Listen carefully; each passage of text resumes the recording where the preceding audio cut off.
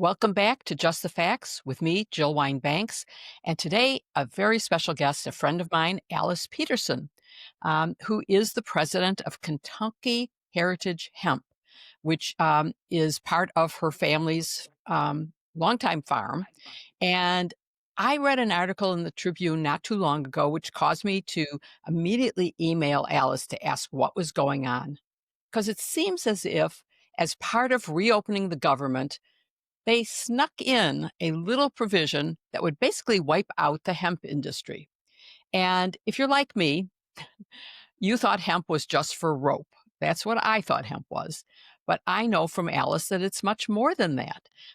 Hemp is also used for CBD drinks and edibles and topicals. And anyway, I thought if they're going to wipe out this industry, I want to know more about it and want to know why. It's a huge industry. In Chicago, we were counting on the taxes from 1,900 outlets that sell such products. And I wanted to ask, first of all, Alice, tell us what the hemp business is and what your farm does and what your company that manufactures the extract does. Let's start with that so people understand that hemp is not just rope. Well, you're right that fiber is a very Yeah. important part of the overall hemp industry. Hemp is also grown for seeds, which is those hemp hearts that we find in the grocery store. They're very high in protein and other Yeah. nutrients. What we grow is hemp for cannabinoids, and cannabinoids are those compounds like CBD and THC. Of course, cannabis is the genus that rides above both hemp and marijuana. And hemp is CBD dominant, which is not intoxicating. And marijuana, of course, is dominant in THC, which is intoxicating.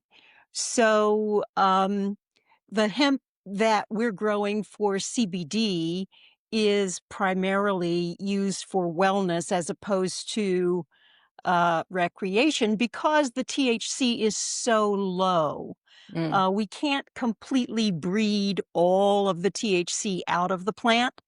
And so, and as a matter of fact, our consumers don't want that because it's that whole entourage effect of Yeah. all the whole plant together that is deemed to be so therapeutic.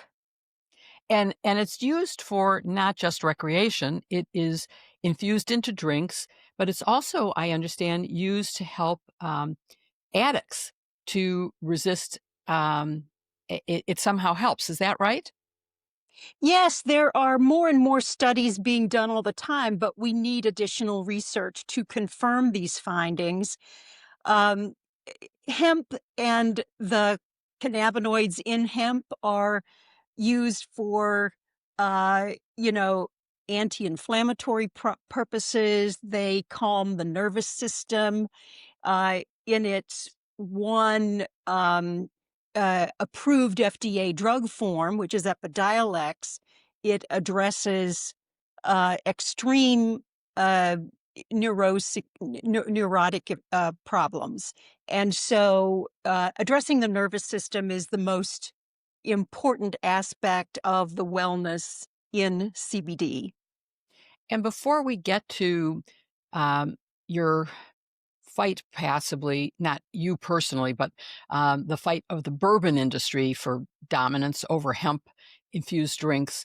Um, Let me start with sort of a negative, which is something I've read about, which is that the hemp business has been criticized for selling untested, mislabeled, and potentially hazardous products to minors and adults. And so, is that true? And what is the solution if it is?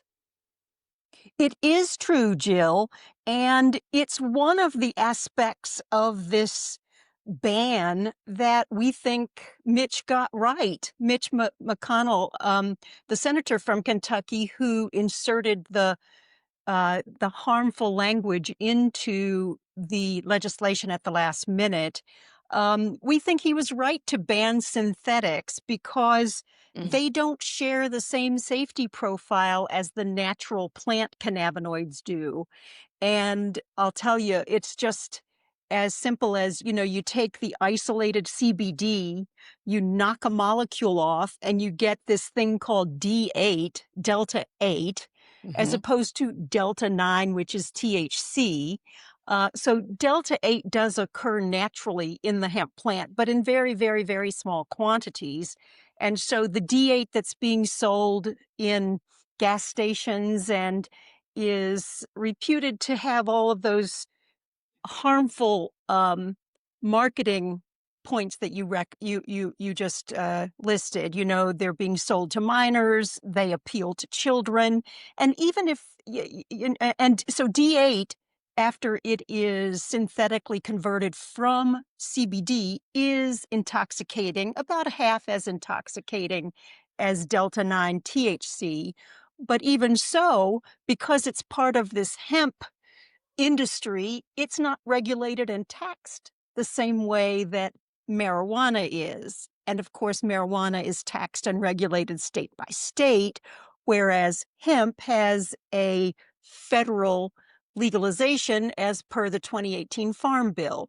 So there was a loophole.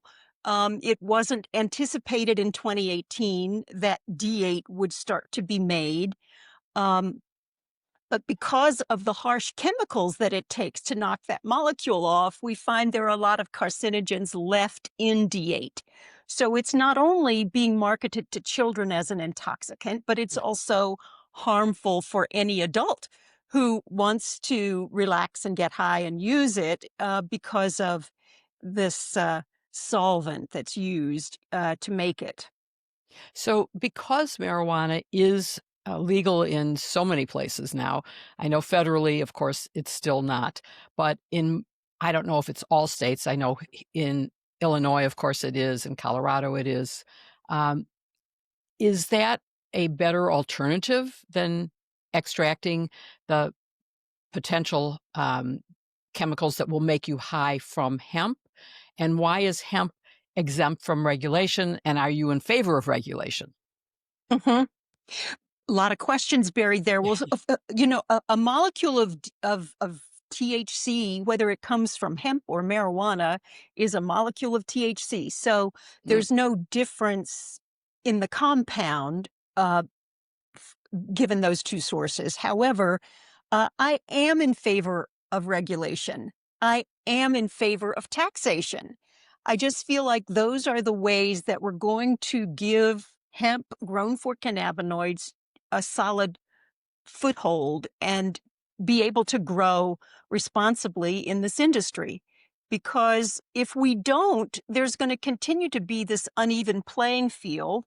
And not only is it not fair. I worked in the marijuana industry before working in my family's hemp operation, and there are so many rules, and there are so many taxes, and there are so many compliance requirements for marijuana that do not exist in hemp. And so we need that regulation. Jill, we've been screaming for it. We've been dying for it. It is uh, since 2018, the when hemp was legally made legal federally, the the FDA was to have created the rules around which we could all operate, and the FDA punted and never did address those mm, regulations. So we want the clarity. We're very much hopeful that even though this is not the way we would have liked it to occur, we're now getting the spotlight mhm. on our industry that will bring forth the regulation that will allow all of us to actually give consumers what they're looking for, which is wellness. So you've raised some issues there. When you say we, I know that you and your family um, and your business supports it. Is it true? Is there an industry association that supports regulation? Yes. I would say the most prominent is probably the Hemp Roundtable, which is chaired by Jonathan Miller in Washington, D.C., and they're very much in favor of regulation. As a matter of fact, I think whether it's the Midwest Hemp Council or the Kentucky Hemp Association, everybody is ready. I think I don't know of anybody who's against regulation, who is a responsible player in this industry. And yet, there's a question about whether it should be federally based, whether it should be left to the states to determine. So there's a lot to work out in this 1 year grace period that we all got to figure it out before the hemp ban goes into effect. So I don't think that I made it clear that when they snuck this provision into the legislation that reopened the government, they did put in this ban on hemp, but they said you had a year to work out the details. So that's what you are referring to when you say you have a year to work out these details. But you also mentioned something else. Your business is in Kentucky.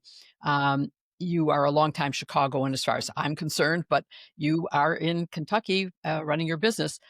But you have a really interesting career path. You may give me competition for having held the most diverse set of jobs. My sisters-in-law on that podcast always make fun because I've been in so many different careers. I mean, you started out, you have an MBA, and you started out in big business, Pepsi and Sears, and there was one other big one. What was it? Kraft. Kraft, of Yeah. course, a huge company. And then you became sort of an entrepreneur and doing a lot of. Could you just tell everybody some of those really interesting things you did, including selling a business that made a lot of money when you sold it, that did like whistleblower and risk assessment? Talk about some of those things and an unregulated lending company. You've had really Yes. interesting things. Well, it's true. After getting the MBA, I went into those financial analysis jobs like most fresh young MBAs did, and quickly got into financial analysis and treasury and mergers and acquisitions. And yeah, I worked on the IPOs and spinoffs of all the Sears companies, Allstate and Dean Witter, and we sold Coldwell Banker, and we even had an internet company called Prodigy at the time. Oh, But yeah, and it's really fun to do those kinds of deals for which there is very little precedent. You feel like you're creating. Anyway, I was asked to lead the digital strategy at Sears just around 1998, 99, when the internet was just coming into its own. And um, then Chairman uh, Arthur Martinez said, "Well, why don't you come yeah, over here and run that for us?" Which gave me this taste of entrepreneurialism yeah. that theretofore I really hadn't had, and I loved it. And so that put me on a path to doing more of these more entrepreneurial things as opposed to, big business staff jobs. Right. So you've had an interesting career, but let's go back now to hemp and to bourbon. And of course, Kentucky is known for its bourbon, and Mitch McConnell is Kentucky all the way. Yes. And let's be clear, your business sells to Maker's Mark and other bourbon companies. So it's of interest to you as well that bourbon stay alive and well because that's part of your sales. But I think he was the one who was behind this unrelated ban on anything intoxicating in hemp that happened with the reopening of the government. And as I said, it's a big business. It's like 3 billion annually. Um, Illinois, Chicago, particularly Chicago, was planning on 10 million in tax revenue from the sales of hemp products, which they had to take out of the budget because of this bill putting it in question. Um, and so we want you said you want regulation, um, and that would protect anything that might compete with bourbon or other products. Um, but what do customers want? What is that they're looking for? You mentioned that, and I'm not really sure what customers are looking for and how many know about the different products that come from hemp. Yeah. Well, we are finding that there is a growing number of Americans who use CBD from hemp uh, for uh, for anxiety. Uh, it's basically part of the. I don't want to get too technical, but the all mammals have an endocannabinoid system in Mm, their bodies, and the endocannabinoids, that means the ones that are the cannabinoids that are produced by our own bodies, mhm. um, they decline as we age, and they're essentially, the engine oil of the body, if you will. They slow down the damage associated with stress and injury and oxidative stress. So keeping a level of CBD in your body as you grow older is just supplementing what the body is already creating on its own to keep the body in homeostasis. So it's really a variety of reasons that people are feeling that hemp and CBD are valuable to their wellness, and yet it's not just the aging population that is using it for sleep, Mm. and that's the primary application for the older users. And I take CBD every night before I go to bed because I get deeper sleep. I can Oh, look at my smartwatch and see how much more deep sleep I get. That's the wow. restorative sleep that refreshes you when I take that versus when I don't. And yet, young people, 20s and 30 somethings, are taking it for stress, for anxiety, because it calms their nervous system. So, wellness is the big focus on hemp and CBD. It's not really a big focus for recreation, even though there's that small amount of THC in hemp, Hmm. and yet, it is there, and it's very expensive, if not impossible, to get it out. For example, Yeah. to get it to that zero point 0.4 milligrams of THC per container, which is what that new legislation dictated, Hmm. is close to impossible. And if you can do it, it's extremely costly in a number of ways. And so that's why people are saying it's destroying the industry. Um, and and yet, there is a broad spectrum CBD which has no THC in it, and that is part of the offerings of my company, for example. So it's got an application, but the majority of the users want a full spectrum product which has that little bit of THC in it. Because when you strip out the THC, you usually strip out all the other valuable Oh. lesser cannabinoids, and so that renders it less effective. So, to the extent that there is currently some complaints about sales to minors and product that isn't clean, let's say, um, what can a consumer do to know that they are getting the kind of quality product that your company manufactures and that will be safe for them to use for sleep? How what can they look for? I mean, this show is based on fact. So, what are the facts that someone could use to say this is a product that will help me sleep but not hurt me? Yes. So, the single biggest thing people should do as consumers is look for the third party independent testing. Um, Mm, every product that we put out there has a certified laboratory testing it and uh, creating what's called a certificate of analysis. And this COA should be present and viewable with every CBD product that you buy. And if you can't see the CBD, the certificate of analysis for the CBD you're buying, then I would go to another source. You want truth in labeling. In other words, if the label says that you're going to get 50 milligrams of CBD in a serving, then that certificate of analysis is a way to confirm that you're actually getting it because that product had to be tested and that label potency had to be confirmed. You don't want misleading packaging. If you've got something that looks like Skittles and it's got THC in it, you should not be supporting that in Yeah. any way, shape, or form because people are trying to appeal to minors when they're doing that, and that's wrong. It's just wrong. We shouldn't do that.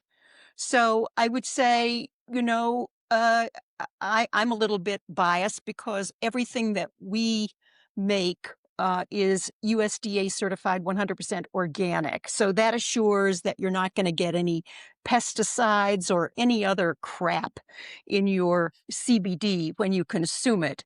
And so that's sort of the ultimate way, in addition to third party testing and truth in labeling, to assure that what you're getting is going to be good for you and not hurt you. So, two follow-up questions on that. One, in researching your products, I noticed that you are also kosher. I Yes. sort of scratched my head and said, "What would make it kosher?" I mean, I just didn't know. What Yeah. do you do? Yeah. We get audited for our kosher certification, and Huh, um, it is, verified that we don't use anything that, isn't kosher. So right. any of our solvents, everything has to be natural, but no, uh, basically everything that we do with respect to making our CBD uh, is compliant with that kosher certification. Interesting. Okay. So, and, Hmm. on the certification, third-party certification, are there any agencies that are sort of fake scams, or if you see an actual certificate on a label, you can trust that it really comes from that organization? Well, it's a great question. And, you do find or hear about, I guess, people who do lab shopping. So they don't get the answer on the C of A that they thought they were going to get. So they go send that sample to another lab, hoping Yeah. the next lab will show what they want it to show. But in general, if you've got a certified laboratory, they get audited as well, and they're not allowed to hang out their shingle as a certified laboratory without also being audited. So I think there is some cheating going on, but honestly, um, we're we're not we're not seeing it. We're not privy to it, Good. but we do hear about it. Good. All right. So it sounds like there's a lot of good uses for this, besides rope and I guess canvas sails and other things which rely on the strength of the hemp fiber. Um, and what steps are various hemp associations taking to negotiate with the Trump administration to get the kind of regulations that will protect consumers and protect a very thriving industry? Yes. I would say first, Jill, just to clarify that when you grow hemp for fiber, you're Hmm. you're growing a very different seed. That Oh, that genus, that seed is a very different strain than what I'm putting in the ground to grow hemp for cannabinoids. So it's all hemp, and for example, hemp grown for hemp hearts is a different hemp right. seed that has been genetically oriented to those specific uh, uses. So yeah, we've got both Republican and Democratic support for changing this federally, this regulatory framework. Republican Representative Morgan Griffith of Virginia has been taking a leadership role. Democratic Senator Ron Wyden of Oregon is very vocal. And so, one of the things that they're trying to do first is to extend the moratorium from 1 year to 2 years, Mm, because you can already see that it's going to take a while if we do this thoughtfully to get to a place where everybody is, or everybody, but so that there is good balance, there is representation at the table for all factions who want to have a say in this. And I think it's important, to get it right. So I'm hoping we can extend the grace period from 1 to 2 years to get started. And then there's going to be a discussion about the state's authority to regulate hemp versus the federal authority. And um, so, it's and various people in Washington have said, "Oh, let's let the states take this on, and don't put it on the federal government to determine how to regulate CBD and other hemp products." Um, so it's an existential fight. yeah. Well, from a um, legal standpoint, it troubles me when I think about state by state regulation. You could end up with inconsistent patterns that would right. make it very difficult to sell a product nationally. You would have to either do it to the lowest standard or the highest standard, depending on how much you want to sell. Um, and I also worry because the federal government under this administration is doing everything it can to eliminate the regulatory state, as they would call it. And that means that there won't be anyone left in Washington to regulate anything. So that would be a concern to me as to who does it. So I'm against Yeah. federal, I'm against state because I'm worried that both of them have very adverse consequences. But I want to wish you well in getting something resolved so that your business can continue and thrive and uh, pay taxes or we can collect sales tax in Illinois and elsewhere. Um, and I look forward to talking to you again about either what happens with this or what you go on to next because you're always interesting. I appreciate you. Oh, I'd say that you're far more interesting, Jill. It's a great pleasure to track along with you, and I appreciate this conversation.